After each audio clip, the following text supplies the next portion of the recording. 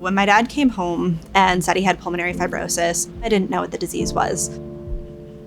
It took a few days for me to kind of wrap my head around it. I was devastated to learn that there were very limited treatment options. Patients were told to go home and put their affairs into order, essentially a death sentence for them. In the summer of 2014, my mother was diagnosed with idiopathic pulmonary fibrosis, which was a shocking piece of news for our family. I knew what a diagnosis of pulmonary fibrosis meant for someone. I wanted it to be something else. Everything seemed to happen so fast. We lost him about 18 months later. Unfortunately, my mother passed about 15 months after her diagnosis. My daughters were only 3 and 5 years old. Realizing that my children weren't going to have grandparents from my family was difficult.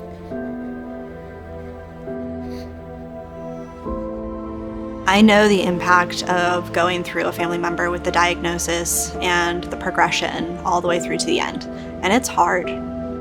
I'd want as few of people to go through that as possible. After I lost my dad to pulmonary fibrosis, I actually decided to change fields of study and try to help understand this disease. Given my mother's experience, it felt as if it was destiny that I was working at the foundation. I feel that it's a gift to have lived through this negative experience because I can give to others.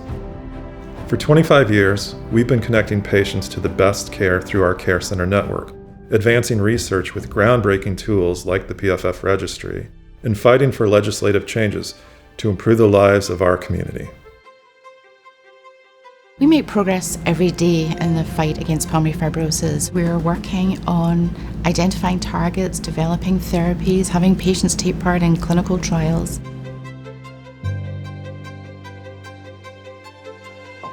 There's more recognition, there's more trials going on, the science is getting better. The more shots on goal we have, the much more likely to find a cure for this disease. But it's not just about research, it's about the community. By being connected to other pulmonary fibrosis patients, I know I'm not alone.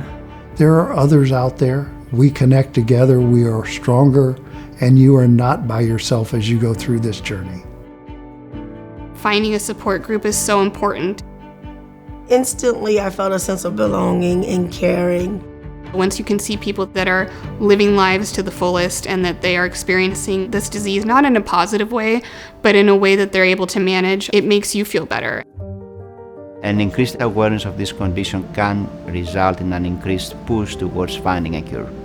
Thankfully, in the last 25 years, lung transplantation is becoming more available. We are having an increased number of donors, an increased number of transplants. Today, I have the gift of life from somebody I never met. It's hard to describe what it's like to receive an organ transplant. Somebody passed away for me to get a set of lungs, and I can never repay that. But their legacy lives on through what I do every day with my life. There's a tremendous amount of hope because everybody's working together, clinicians, researchers, ambassadors, Physicians, it's the physician scientists, it's the donors, it's the advocates, and most importantly, it's the patients and their families.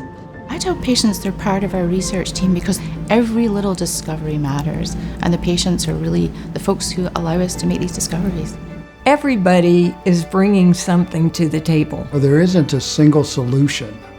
Each step is a building block. If we keep going, we will find a cure, but you have to keep going.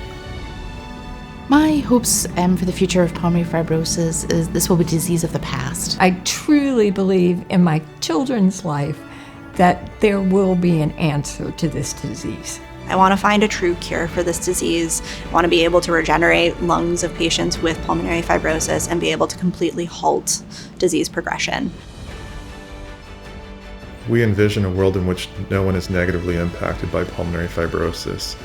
And we can only achieve that goal with engagement with everyone in our community, and we need you to help us. We will never give up until we find a cure.